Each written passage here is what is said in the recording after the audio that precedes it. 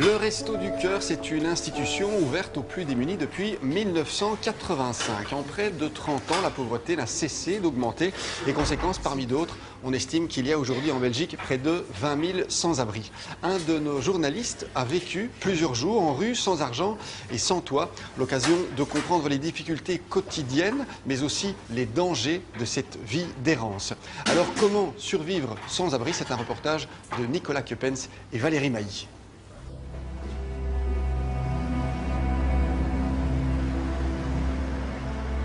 Il serait près de 20 000 à vivre dans les rues de Belgique, peut-être même plus.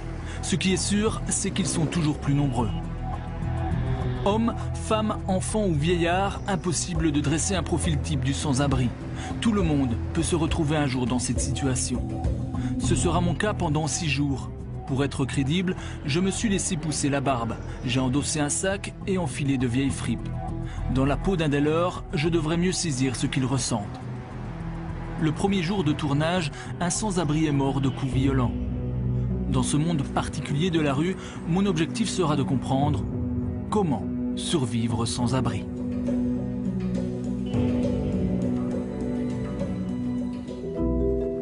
Nous réservons une chambre d'hôtel. Elle servira de quartier général pour l'équipe de tournage. 5 collègues vont se relayer pour me suivre jour et nuit. L'un d'entre eux prendra aussi les allures d'un sans-abri. Il m'accompagnera dans les étapes les plus difficiles. Je commence mon immersion dans une galerie commerçante de Bruxelles. J'ai besoin d'un minimum d'argent pour vivre. Je n'ai d'autre choix que de faire la manche. Certains passants m'évitent du regard. Difficile à encaisser, d'autant plus qu'après 40 minutes, mon gobelet est toujours vide. Un homme semble enfin s'intéresser à moi. Non, mais il faut pas rester là. Pourquoi? C'est comme ça. Désolé, Adil. Le vigile me pousse pour de bon dans la rue, parmi les autres sans-abri.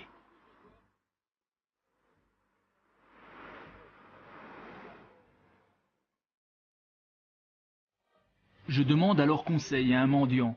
Il s'est positionné à la sortie d'une banque. Ben non, on est tellement que faut trouver ta place. Où est-ce que je peux me mettre? Oh, merci, c'est gentil. Avant que je trouve une place. Et si toutes les places que je connais sont prises, il y a Émile, il y a le Polonais, il y a l'Albanais, il y a un Russe là-bas.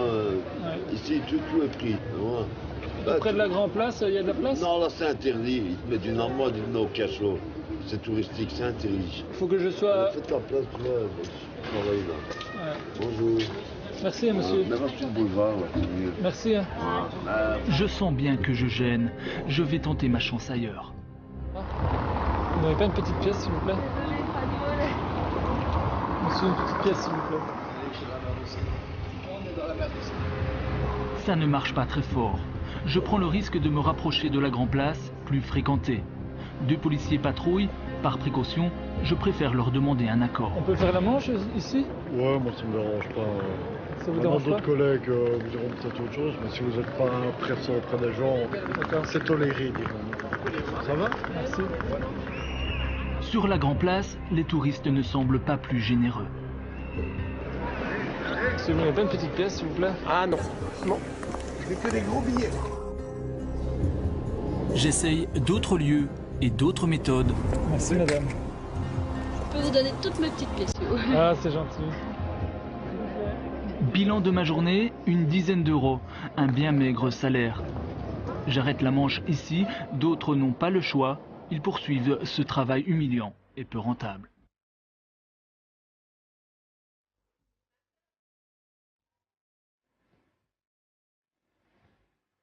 Il ne me reste plus grand-chose de ma recette après 2 tickets de métro et une boisson. Pour manger, je compte cette fois sur la générosité des restaurateurs. Monsieur, vous n'avez pas des hamburgers que vous ne vendez pas, que vous allez jeter? Non? Vous ne vendez jamais? Même si on a, on les jette directement dans le poubelle. Vous les jetez? Ouais. Vous ne les donnez jamais? Non, jamais. Je sais, c'est triste, mais c'est comme ça. Deuxième tentative dans une autre enseigne bien connue. Vous n'avez pas des pizzas que vous ne vendez pas pour les sans-abri? On n'a pas d'erreur aujourd'hui.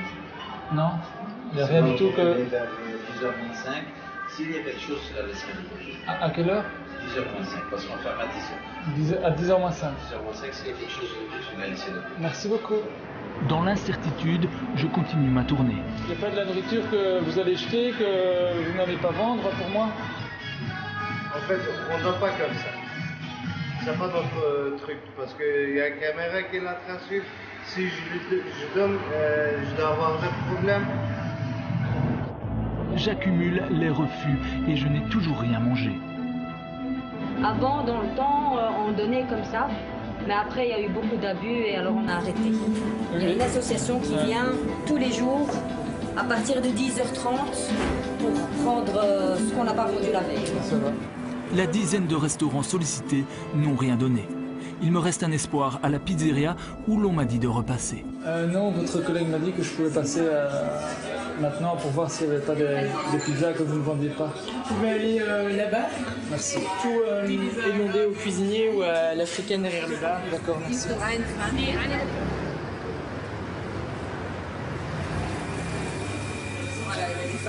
Ah, c'est gentil. Merci beaucoup. Au revoir. J'ai enfin eu de la chance ce soir. Ce ne sera peut-être plus le cas demain. Je dois trouver maintenant un endroit pour dormir. Je me renseigne auprès des sans-abri.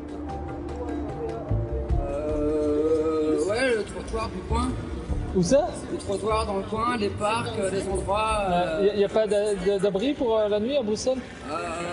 Si, mais à cette heure-ci, mec, c'était plus trop tard déjà. Ouais. T'as de quoi noter là, T'as de quoi noter pour un numéro de téléphone? Non. Ce jeune homme me donne le numéro du SAMU social. L'appel est gratuit, mais je dois trouver une cabine. Elles se font rares. Après l'argent et la nourriture, me voilà parti pour une nouvelle recherche. Après une demi-heure, j'en trouve enfin une. Elle est occupée par une femme qui ne semble pas vouloir en déloger.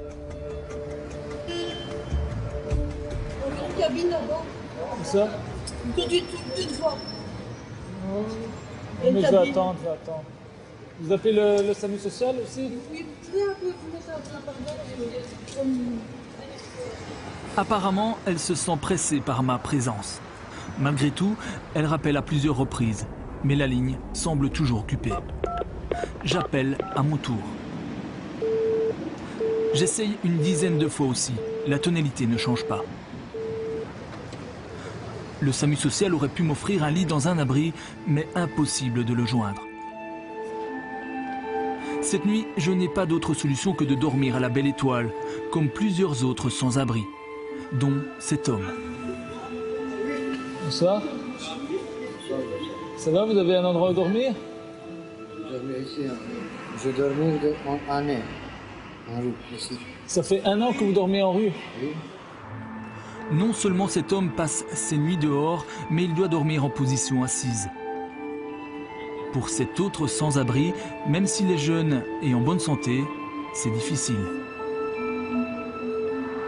C'est la débrouillardise, c'est en se disant est-ce qu'on sera encore en vie le lendemain, quoi, parce que la nuit passée il a fait glacer, quoi, et, à 3 h du matin, mais je tremblais comme une feuille, quoi, donc c'est un cauchemar cette vie. D'autres se placent sur le boulevard, à la lumière pour se sentir en sécurité. Je choisis moi une ruelle pour être au calme. Cette nuit, plus de 300 personnes dormiront dans les rues de Bruxelles.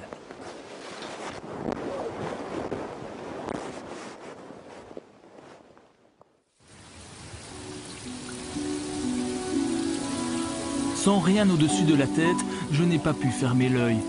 Mon sentiment d'insécurité était plus fort que ma fatigue. Le lendemain matin, je découvre ce qui pourrait devenir une solution pour moi. Une tente, installée là depuis un bout de temps apparemment.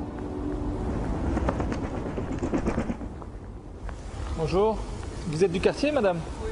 Vous savez s'il y a quelqu'un qui vit dans cette tente? Oui. Ça fait longtemps qu'il habite là? Oui, avant il était dans un plastique, au milieu du gazon. Là. Maintenant, il y a, depuis quelques mois, il y a la tente. Ça pose des problèmes pour les habitants comme vous? Pour moi, non, mais ça fait mal au cœur de voir les gens qui sont dans la misère. Et c'est des femmes, c'est des jeunes, des vieux, c'est partout.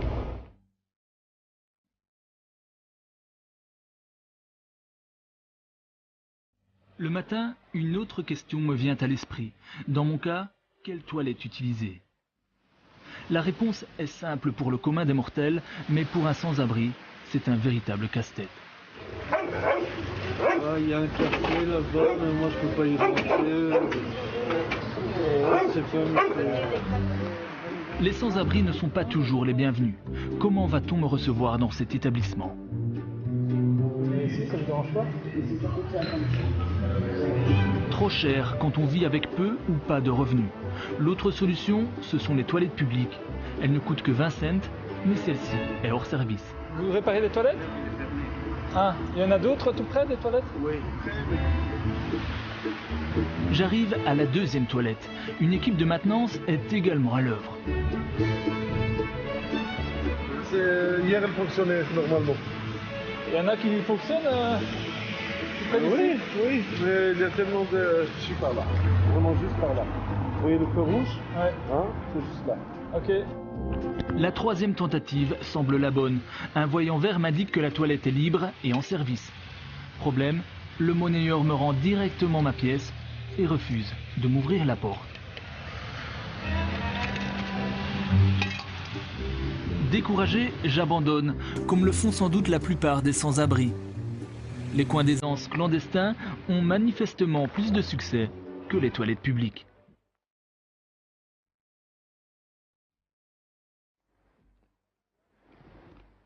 L'hygiène est l'un des problèmes majeurs en rue.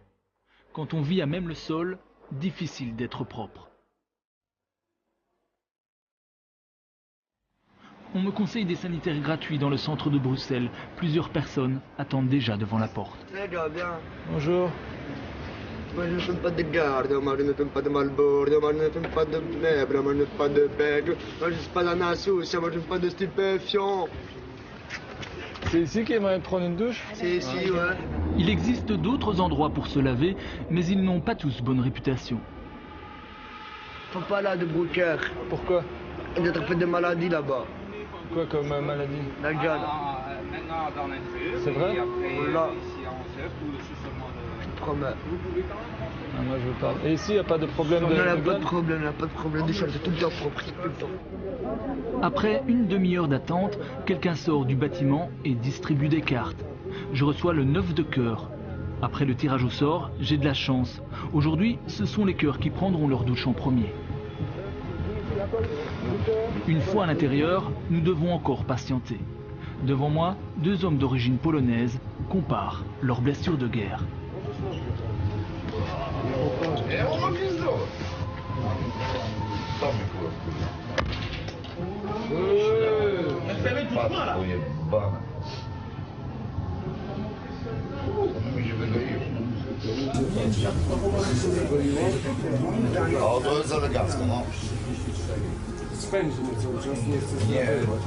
Gale, punaise, poux, ces parasites sont en recrudescence dans certains abris de nuit gérés par les pouvoirs publics. Les draps n'y seraient pas changés régulièrement. Un à un, nous passons devant la table des inscriptions.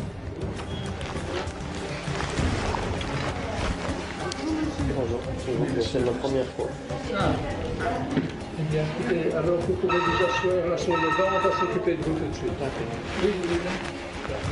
À nouveau, on me fait patienter plusieurs dizaines de minutes. Monsieur Nouveau, il ne prend qu'une douche, donc il dépose son ticket ici. Voilà, vous lui donnez et elle vous appelle quand c'est votre tour. Et vous allez en haut prendre une tasse de café.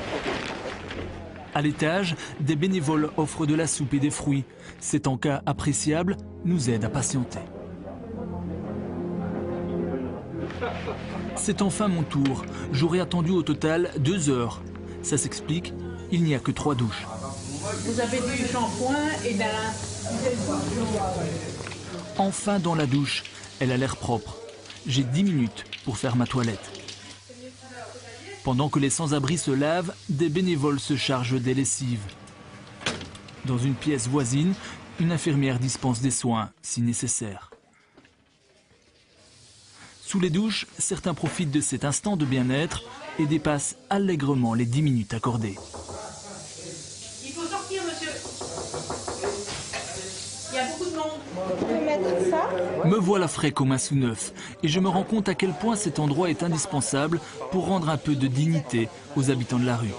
Problème, il est saturé.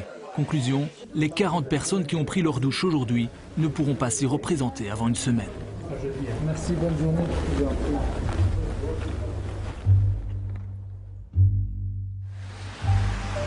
On ne reste pas longtemps propre en rue quand de l'estomac crie famine. Pour ceux qui fouillent les poubelles, il faut faire preuve de persévérance. Les bons morceaux sont rares, à moins de tomber sur une âme charitable. Bonjour monsieur. Bonjour monsieur. Vous jetez pas de la nourriture parfois? Non, c'est pas plus dans la poubelle, c'est pas à manger. Tu veux un morceau de pain ou quoi? Si tu as, pour moi c'est gentil. Du pain? Ouais. Attends. Merci mon ami. J'ai mis un petit peu de beurre en trio. Ah merci. Merci mon ami. Merci beaucoup. Allez, bon appétit. Merci.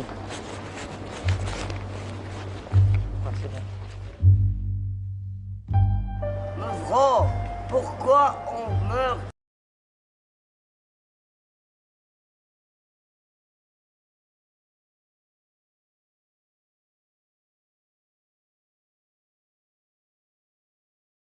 Il donne à manger à la gare centrale. Il donne à manger à la gare centrale, hein? Oui, ouais. à 4h30. 4h30. Dans une galerie de la gare, une file se forme. Comme le premier arrivé est le premier servi, certains dépassent. Des bénévoles ramènent un peu de discipline.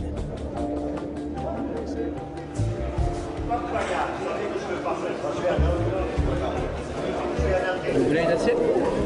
C'est quoi en fait? Je veux bien, oui. D'accord, merci. Nous mangeons debout, au milieu des voyageurs et des odeurs d'urine. La nourriture n'est pas de grande qualité, mais quand on a vraiment faim, on ne s'arrête plus sur ce genre de détails. Ce rassemblement de sans-abri est l'occasion aussi de recueillir des bons conseils pour cette nuit. Pour le moment, il n'y a que le casu, madame, qui a de la place ce soir. On m'a dit que c'était souvent plein. Il y a 786 lits. Ah, d'accord. Très bien. En toute honnêteté, si on te propose, tu demandes chaussée de Charleroi. Tu seras nettement plus cool. Oui, c'est mieux chaussée de Charleroi. Oui. Il y a des chambres individuelles parfois? Si tu veux, c'est 2 lits maximum dans... c'est des anciens petits bureaux, mais tu seras au chaud. Tu seras au chaud, voilà. Je pars à la recherche de l'abri de nuit recommandé. C'est ici le SAMU social? Non, ici c'est Lilo, c'est centre d'accueil d'urgence pour femmes. Vous cherchez un abri pour la nuit? On nous a dit chaussée de Charleroi. Numéro 60, vous avez le SAMU social. D'accord. C'est 300 mètres plus loin, un grand bâtiment gris. D'accord. Merci. Arrivé à la bonne adresse, la grille est fermée. Le responsable de la distribution m'a mis sur une mauvaise piste. L'information ne passe apparemment pas toujours très bien entre les services d'aide aux sans-abri. En ce début novembre, les sites qui ouvrent pour l'hiver sont tous fermés. Les nuits pourtant sont déjà fraîches. Le plan grand froid ne commencera que 15 jours plus tard. Je cherche une autre solution. Avant, il y avait un truc là qu'on pouvait dormir, mais je ne sais pas si ça fonctionne encore. C'était l'ancien bazar Guézu. L'ancien... ouais, c'est une église. Et il y a moyen de dormir là-bas? Normalement, avant, oui, maintenant, je ne sais pas. Je tente quand même ma chance. Je tombe sur une jeune fille chargée de valises. Is there a possibility to sleep there? No, everyone's fleeing, everyone's running out. Okay. The police are coming and taking everyone. C'est de mauvais augure. À l'entrée du squat, c'est l'effervescence. Des squatteurs, des riverains, des membres d'associations, des journalistes, des politiciens se sont rassemblés. Il y a comme de l'électricité dans l'air. Il y a un avis d'expulsion, demain les flics sont là. Alors, première chose, si tu as des papiers et que tu sors gentiment, ça devrait bien se passer. Si tu n'as pas de papiers, ça pourrait mal se passer. Et il y a plein de gens qui sont en train de se barrer, il y a de la place. Ah, ça va. Mais faut avoir envie, quoi. Des enfants, des familles, valises et bardas sous le bras prennent la poudre d'escampette. Des sans-papiers sans doute. La tension monte. Je ne me sens pas très à l'aise. Je décide également de partir. L'actualité du lendemain me donnera raison. Madame, monsieur, bonsoir, bienvenue à vous. Voici les titres de l'actualité de ce lundi. L'avis d'expulsion mise à exécution ce matin à l'église du Jésus à Saint-Josse. 119 personnes, dont 38 enfants, ont été délogées. Cette nuit, une partie des occupants devra dormir au SAMU social. Ils enfoncent les portes à l'aide d'un bélier. Êtes-vous là-bas avec la presse, mon vieux? Là-bas.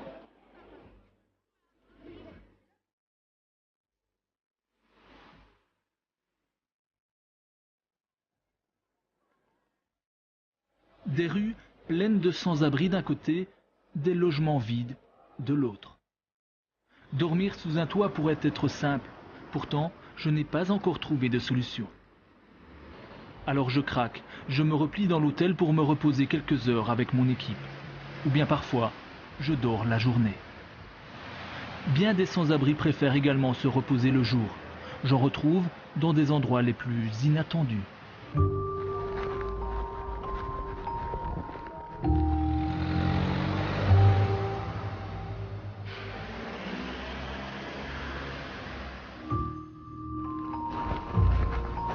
Bonjour. Vous êtes sans abri aussi? Night problem.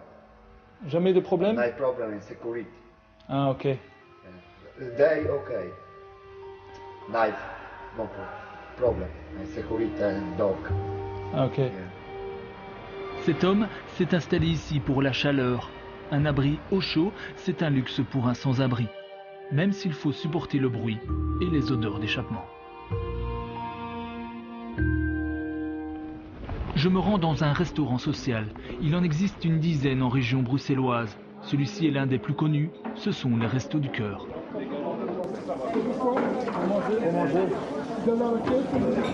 Je me dirige surpris vers le guichet. Je pensais que le repas était gratuit. C'est combien le repas? Combien? Ma recette de la veille n'est pas suffisante. Je peux avoir quoi avec ça? Compatissante, la guichetière m'offre un ticket gratuit. Et ils vont venir te servir là où tu es assis. Merci. Une bénévole m'apporte un repas, une soupe chaude, du vol au vent et des frites, une macédoine de fruits et du pain à volonté. Parmi les gens attablés, je retrouve des pensionnés, des chômeurs et des familles. Un tiers seulement de ce public serait sans abri.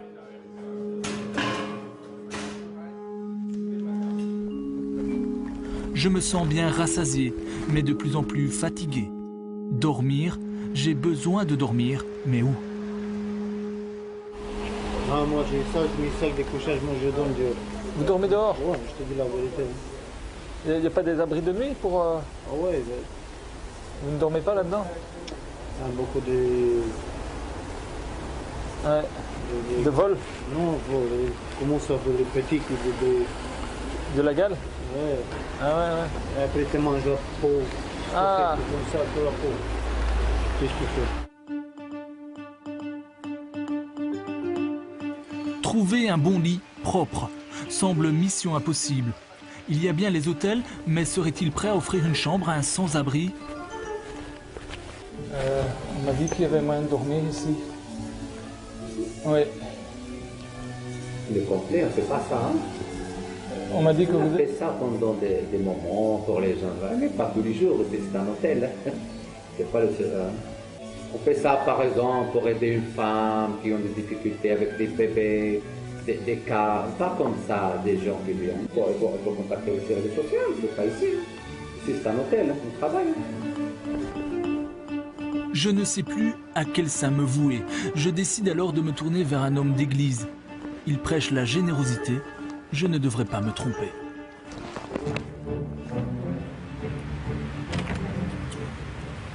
Ah, excusez-moi. Bonjour.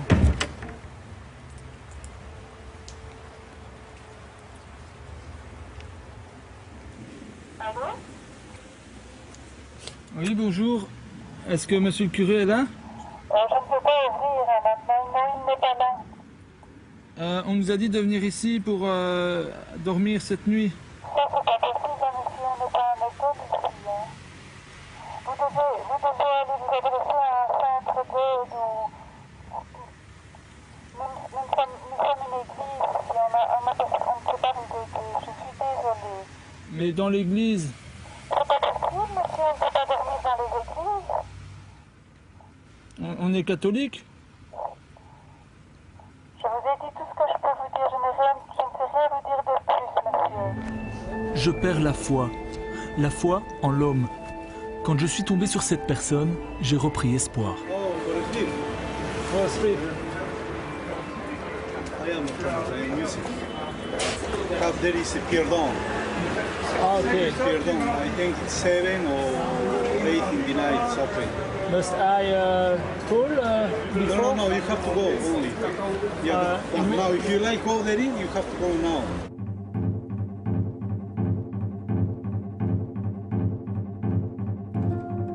Il est presque 20 h quand j'arrive à l'entrée de cet abri de nuit appelé Pierre d'Angle.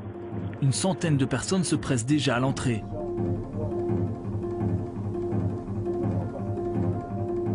Peu rassuré, je me renseigne. C'est la première fois que vous venez? Ouais. Il n'y a que 48 places. Il y aura pas de place pour tout le monde? Non. On va utiliser les cartes comme ça. Si vous avez une carte rouge, vous entrez. Si c'est une jeune comme ça, vous n'entrez. Ah oui, mais je vais faire maintenant. Tu veux couper? Ok. En cas, si je rentre, ne m'envoyez pas, mais... Voilà. Vas-y. Tarek. Désolé, Tarek. Ah, mamie. Vas-y, en bas. Bismillah.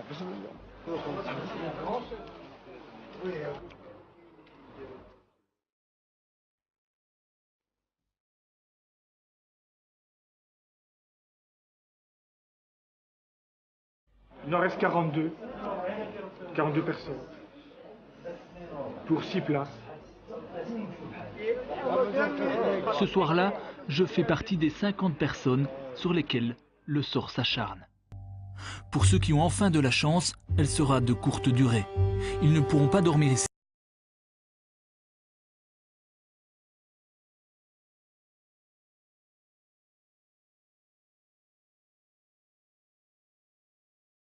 En abri de nuit, c'est être en sécurité.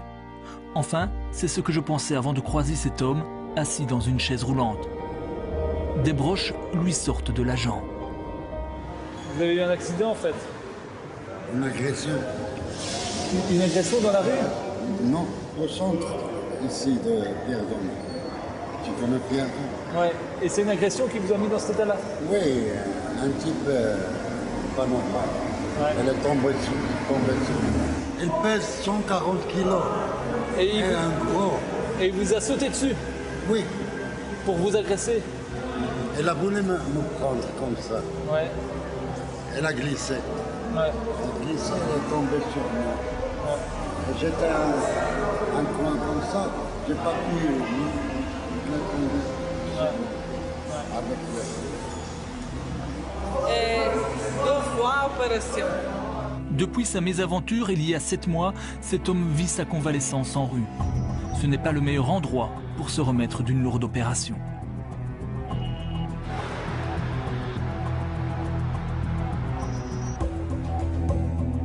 Encore une nuit dehors et je ne parviens toujours pas à trouver le sommeil. Je regardais les heures défiler dans le ciel quand 3 personnes m'ont accosté.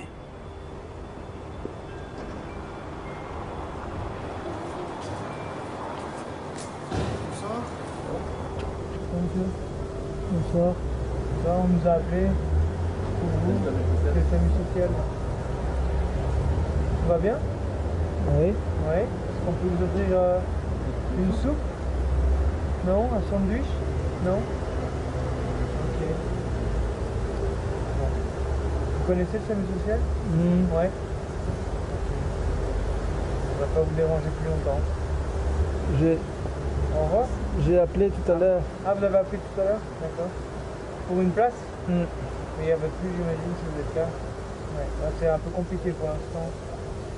Mais d'ici une dizaine de jours, il va y avoir, on vous arrête dit, là, il va y avoir un centre qui va s'ouvrir pour l'hiver et ce sera un peu plus facile d'avoir une place. Ok. En attendant.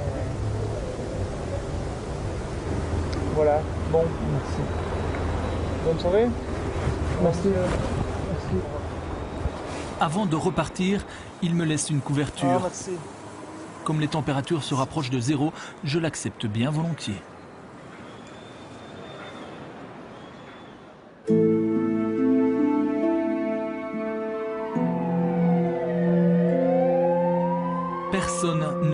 cette vie. Tous les sans-abri rencontrés cherchent une porte de sortie. La solution, elle peut venir d'un CPAS. Ce service d'aide peut me donner un revenu d'intégration sociale. Il peut aussi me trouver un logement ou du travail. Je tente ma chance auprès du CPAS de Watermal-Boisfort. Cette commune en bordure de la région bruxelloise me paraît plus accueillante. Bonjour. On nous a dit de venir ici.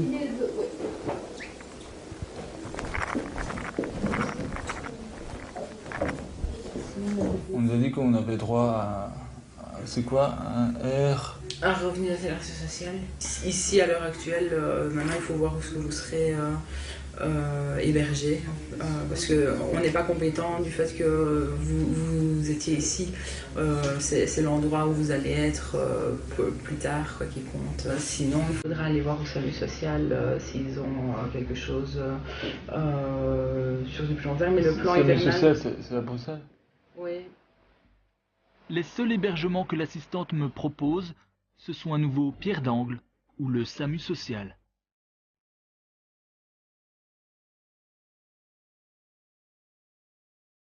Je retourne donc à Bruxelles-Ville où se concentrent la plupart des aides aux sans-abri.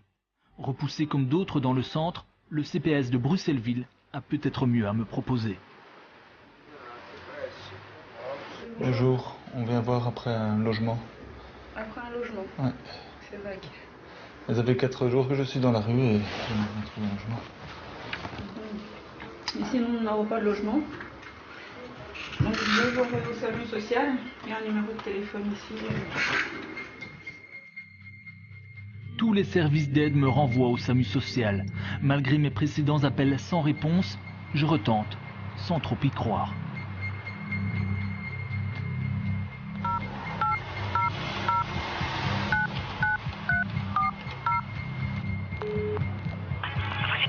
Bonsoir.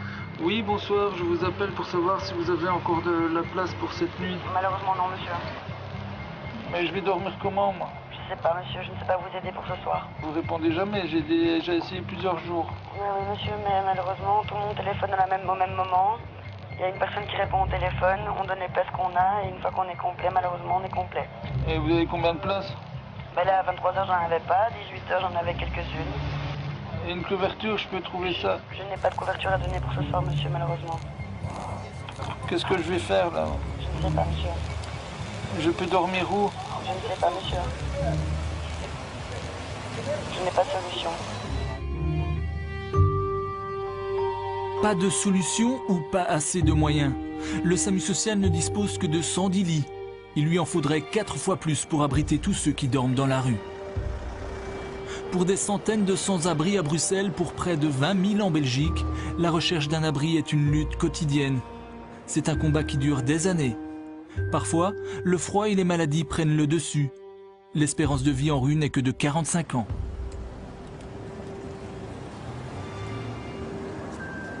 Après 6 jours, je ressors de cette expérience exténuée.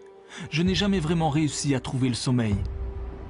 Contrairement à eux, je me reposais quelques heures dans un hôtel. Avec autant de facilité, je reprends mon apparence normale. Quant aux sans-abri que je laisse derrière moi, ils cherchent toujours une porte de sortie.